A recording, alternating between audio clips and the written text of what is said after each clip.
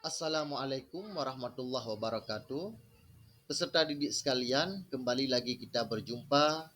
Dalam kesempatan yang singkat ini, Bapak akan membahas tentang materi kita yaitu upaya Rasulullah Sallallahu Alaihi Wasallam dalam membina masyarakat Madinah.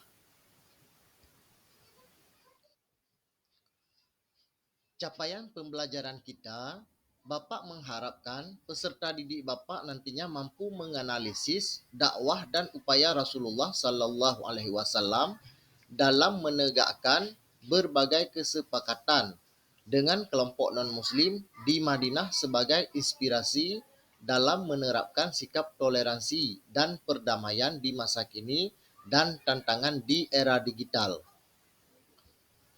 Tujuan pembelajaran kita, yang pertama Bapak mengharapkan peserta didik nantinya dapat menganalisis dakwah Rasulullah yang cinta damai. Dua, peserta didik menganalisis dakwah Rasulullah yang menghargai perbedaan. Tiga, menganalisis respon masyarakat Madinah terhadap toleransi Rasulullah. Empat, menganalisis dakwah Rasulullah yang merawat persatuan. 5. Menganalisis dakwah Rasulullah sebagai pribadi yang unggul dan cerdas. Baik peserta didik sekalian, langsung saja kita memasuki pokok pembahasan kita pada hari ini, yaitu upaya yang dilakukan oleh Rasulullah dalam membina masyarakat Madinah. Yang pertama sekali yang dilakukan oleh Rasulullah yaitu pembinaan bidang agama.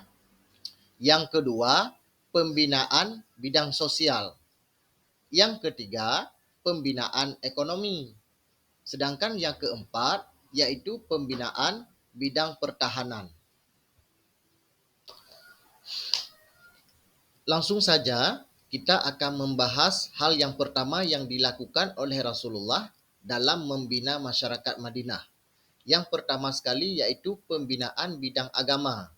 Yang dilakukan oleh Rasulullah yaitu satu, membangun masjid. Masjid yang dibangun selain sebagai sarana tempat beribadah, juga berfungsi sebagai sarana untuk berdakwah dan untuk bermusyawarah. Yang kedua, mengajarkan ilmu agama kepada seluruh masyarakat di kota Madinah.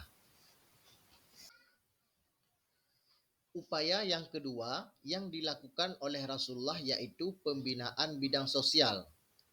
Dalam hal ini, Rasulullah melakukan pernikahan antara kaum muhajirin dengan kaum ansar. Itu yang pertama. Yang kedua atau B, berdakwah terhadap kaum ansar dan kaum muhajirin. C, berbuat adil dan tidak membedakan status sosial. Sedangkan yang keempat atau D, melibatkan kaum muhajirin dan kaum ansar dalam setiap kegiatan.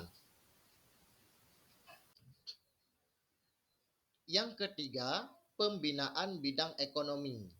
Dalam pembinaan bidang ekonomi, Rasulullah melakukan pertukaran ilmu atau keahlian. Sebagai contohnya, yaitu kaum muslimin yang ahli di bidang berdagang berkolaborasi dengan kaum ansar yang ahli di bidang bercocok tanam. Yang keempat yaitu pembinaan bidang pertahanan.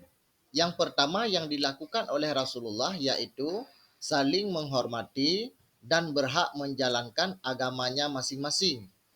Yang kedua atau B, wajib tolong menolong. C, wajib saling menasehati dan saling berbuat baik. D atau yang keempat, semua penduduk kota Madinah wajib dilindungi. Peserta didik sekalian, inilah pokok pembahasan kita pada hari yang berbahagia ini tentang upaya yang dilakukan oleh Rasulullah dalam membina masyarakat Madinah. Sebagai kesimpulannya, bahwasanya penerapan saling menghargai dan moderasi beragama jauh puluhan abad yang lalu telah diterapkan atau dilakukan oleh Rasulullah Sallallahu Alaihi Wasallam. Inilah sifat toleran Rasulullah yang harus kita contohi dan hendaknya kita terapkan dalam kehidupan berbangsa dan bernegara.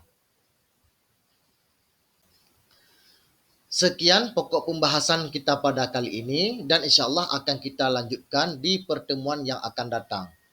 Billahi taufiq wa hidayah. Bapak akhiri, wassalamualaikum warahmatullahi wabarakatuh.